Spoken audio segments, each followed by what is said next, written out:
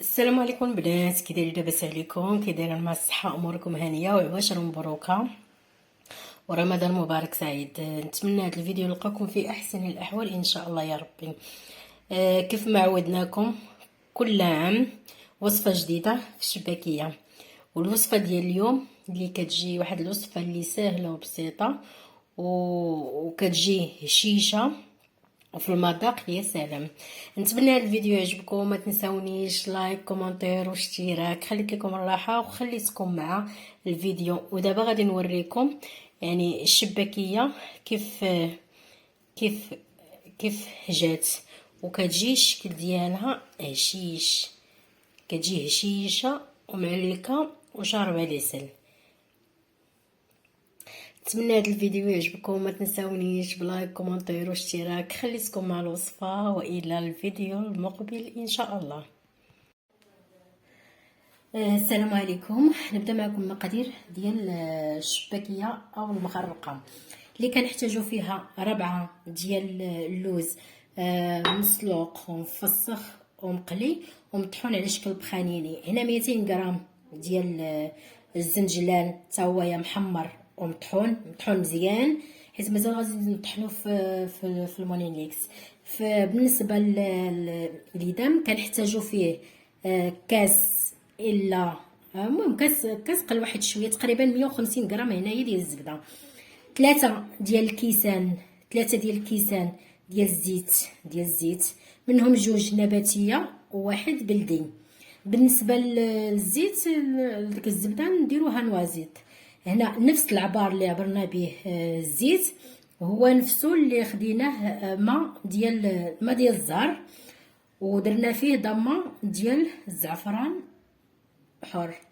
هنا كاينين 4 المعالق ديال النافع حتى هو مطحون مزيان ومغربل في الغربل الرقيق اللي تيكون منيل. هنا هي معلقه كبيره ديال القرفه، هنا معلقه صغيره ديال القامه ديال اللحم، هنايا 70 غرام ديال الخل، 70 غرام ديال الخل. وهنايا كنحتاجو 2 كيلو ديال الطحين اللي كتكون مغربله على 2 الخطرات، والطحين يكون نوعيه ممتازه. في الكاس ديال المونيكس خديت ديك الكميه ديال الزنجلان، غادي نزيد عليها كاس ديال الزيت، غادي نطحنها مزيان وعاد نرجع لكم.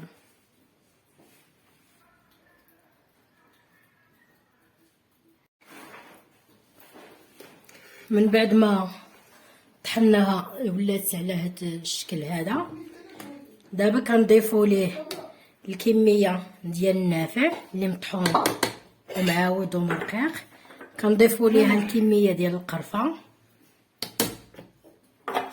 كنضيفوا ليه هاد الكميه ديال العطريه، كنضيف ليه كاس ديال الزيت البلديه. الكميات ديال الليدام كلهم كنضيفوا ليها.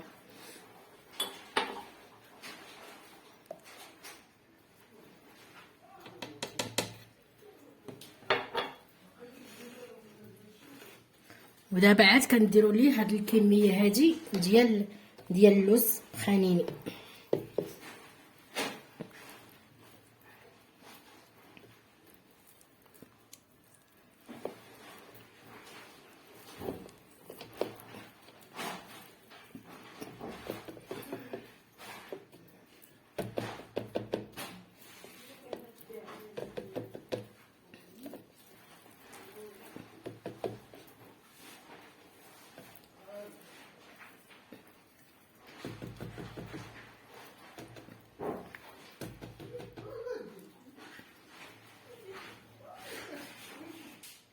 من بعد كنضيفو طريقه ديال الخميره معجونه ونخلط ونعاود نرجع لكم تاني.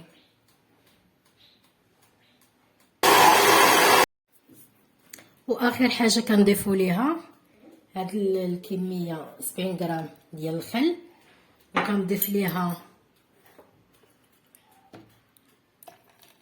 الزهر مع مع الزعفران حار، ونخلط واحد شويه ونرجع لكم.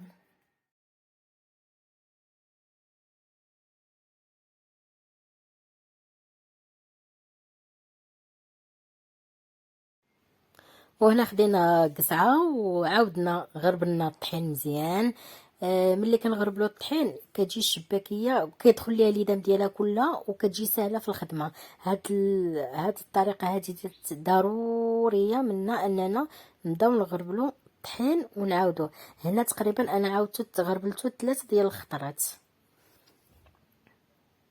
باش كتساعدنا انها تجي هشيشه.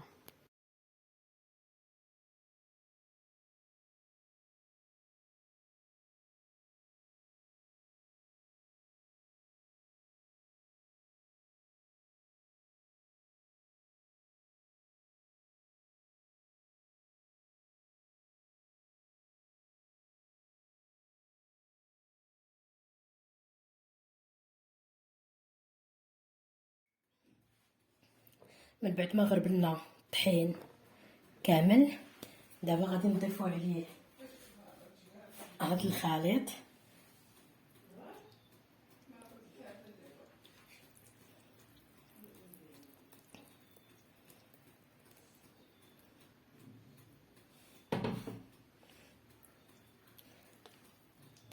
غنبسبسو هاد الطحين كامل بهاد القامه اللي كاينه. انا ما غاديش تقد، غادي نحولو لبانيون كبير باش نخدم على راحتي. من بعد ما خلطنا الخليط بالطحين بداك الخليط اللي طحناه، رملناه مزيان كيجينا على هذا الشكل. دخلنا اليدام مزيان في الطحين باش كيجيني ساهلين. الكاس اللي طحنت فيه الخليط تبقى فيه واحد شويه، زدت ليه 4 ديال الكيسان ديال الماء من العبار اللي عبرنا به الزيت، العبار ديال الزيت. دابا غادي نضيفو هنايا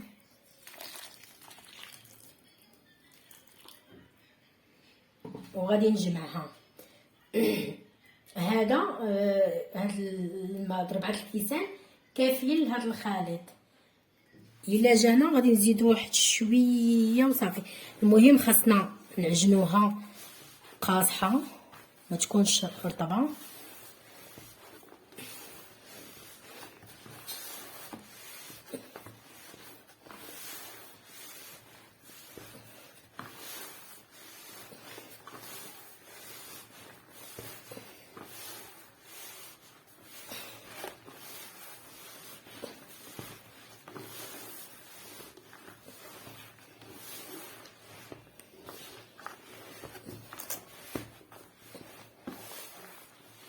نجمع العجينه هيا. من بعد ما جمعناها ودلكناها شويه، هي ما كتحتاجش تدلك بزاف، حيت مازالنا ترتاح ومازال نصاوبوها بالماكينه.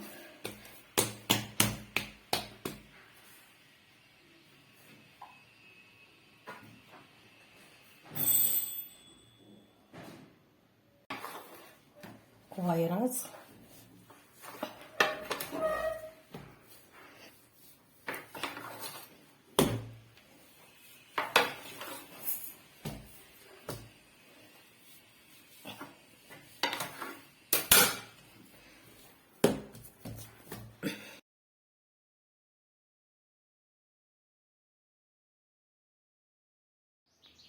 من بعد ما جمعت العجينه قطعتها لكويرات. غنبقى ناخذ كل كويره نبقى نجمعها ونعاودها نزيد نعاونها في شويه في الدليك حتى نجمعهم، وغادي نغطيهم ونخليهم يرتاحوا.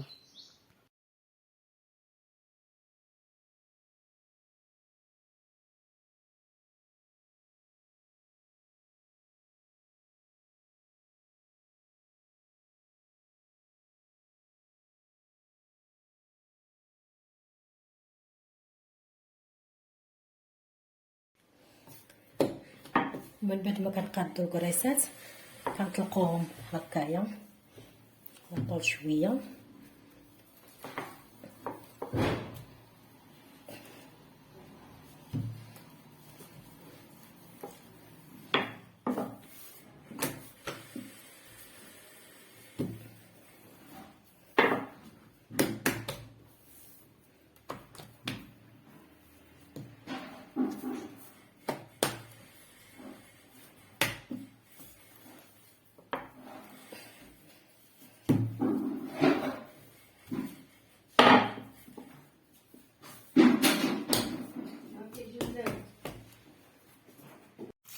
وهنا من بعد ما طويتها درتها في الميكاس وخليتها ترتاح عاد نطلق.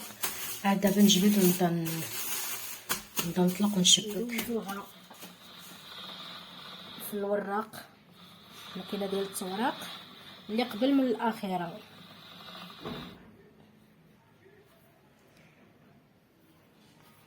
اللي كيجي السمك ديالها على هذا الشكل هذا. من بعد كنحطوها وكناخذوا هذه ديال باش الشباكيه تجينا في قياس واحد. كناخذوا هاد الماكينه ديال التقطيع ديال الشباكيه. انا حيدت لها اليد باش ما تبقاش تزلق ليا من اليد ديالها. وكنحطوا الراس هكايا وكنوركم على هاد الشكل هكايا حتى تنكملوه. كناخذوا الجراره نعاودو باش حتى لا باقا شي وحده ومقطعاش كنقطعوها.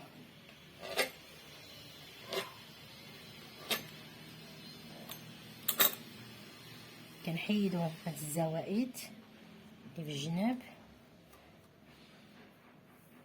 كنديرو رقيق باش ما يشدش لينا بزاف ديال الكسور.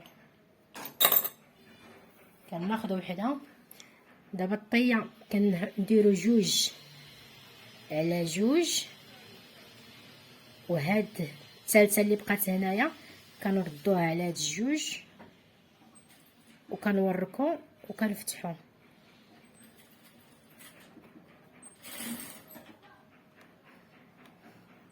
اللي كتجي على هاد الشكل هذا. نعاود وحده اخرى. هذه هي سهله ودقيقه تدير. كنحط 2 على 2، وهذه اللي كتبقى هنايا كنرجعها على هاد البلاصه هذه الاولى وكنورك هنايا وكنحل.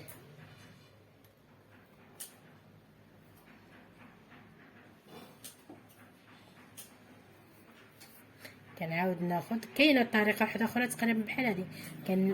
كناخذ وحده ونحط وحده، ناخذ وحده ونحط وحده.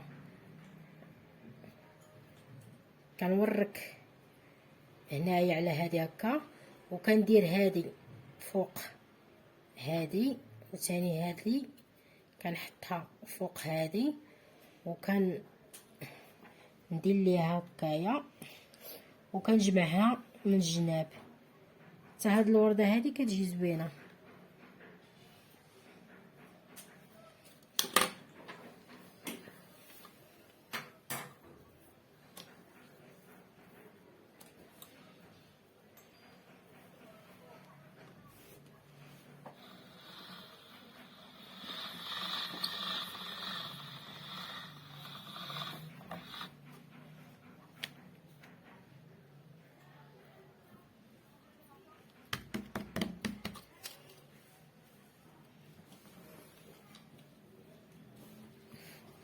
كنعاود نورق ونخدم بالماكينه.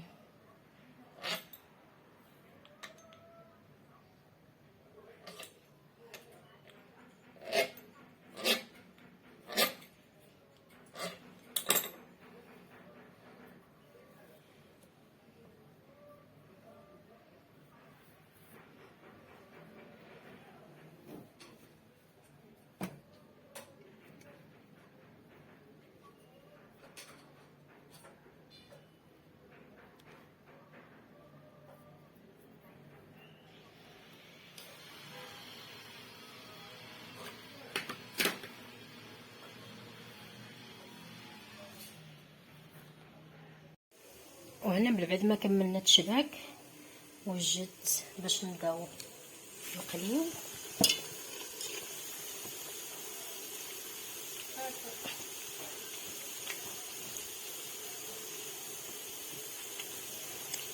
درتها على عافيه مهيله.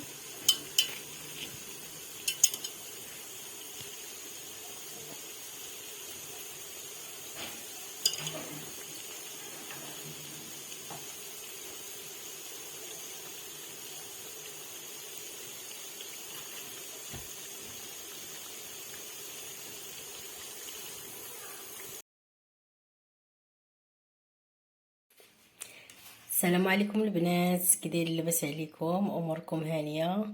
نتمنى هذا الفيديو يلقاكم في احسن الاحوال ان شاء الله. عواشر مبروكه ورمضان مبارك سعيد. اليوم وصفه ديال اليوم غنيه عن التعريف، هي الشباكيه اللي كتكون يعني واحد المؤسسه اللي كتكون معروفه